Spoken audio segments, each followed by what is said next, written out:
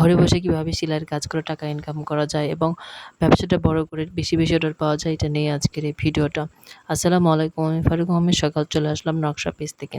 স্ক্রিনে যেসব কাপড়গুলো দেখতে পাচ্ছেন সেগুলো কিন্তু আমার 2 দিনের অর্ডারের কাজ।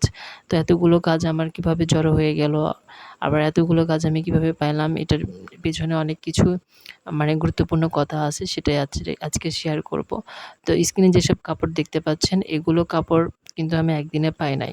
এটা আমার প্রচার করতে হয়েছে। আর সবচেয়ে বড় কথা হচ্ছে কি, ব্যবসার ক্ষেত্রে যেটা গুরুত্বপূর্ণ বিষয়টা সেটা হচ্ছে আপনার এই যে মজুরির বিষয়টা, যেটা আপনি ধরেন একটা 3 পিস কষ্ট করে সেলাই করলেন, যে আপনি যদি যেখান থেকে ৳৩০০ করে সবাই বানায়, সেখানে যদি আপনি একটু কম প্রাইজেই আপনি বানাতে চান, কিংবা হচ্ছে যে বলেন যে হ্যাঁ, আমি একটু কম রাখবো, আমার কাছ থেকে বানাইয়ে নেন, তাহলে কিন্তু আপনার কিন্তু কাস্টমারের অভাব হবে না।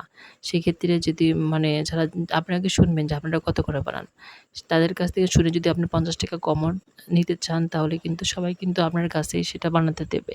আরেকটা কথা যেটা হচ্ছে যে কষ্ট করে কাজ করলাম যে এত কম মজুরিতে কেন করব, এটা কিন্তু নিয়ে আসা যাবে না ব্যবসার ক্ষেত্রে। আরেকটা যেটা কথা সেটা হচ্ছে যে কাস্টমারের সঙ্গে যে আপনি খারাপ ব্যবহার করবেন, কিংবা যে ডিজাইন দিল যে পরে বলবেন যে আমাকে একটু মজুরি বেশি দিতে হবে, এটা ১ম এই বলা যাবে না। ১ম এ আপনি ডিজাইন আপনারও ইচ্ছা করে ডিজাইন ভালো করে দেওয়ার চেষ্টা করবেন। মজুরি কম হোক সেটা এটা আপনাকে এভয়েড করতে হবে। মজুরির বিষয়টা মাথা থেকে চিন্তাভাবনা দূর করলেই কিন্তু আপনি অর্ডার প্রচুর পরিমাণে পেয়ে যাবেন। আর সবচেয়ে বড় কথা হচ্ছে যে যখন আপনি মজুরি কমতে বানাবেন, তারা কিন্তু আরো বেশি বেশি আপনাকে বানাতে দেবে, যে বলবে যে মজুরি কম পাই, আমি আরো ২ টা সেট বেশি বানাবো। এরকম করেই কিন্তু কাস্টমার কিন্তু আপনার কাছে চলে আসবে। আর আমি যেটা বলব সেটা হচ্ছে যে সবসময় হচ্ছে কাজের ফিনিশিংটা ১০০ করতে হবে।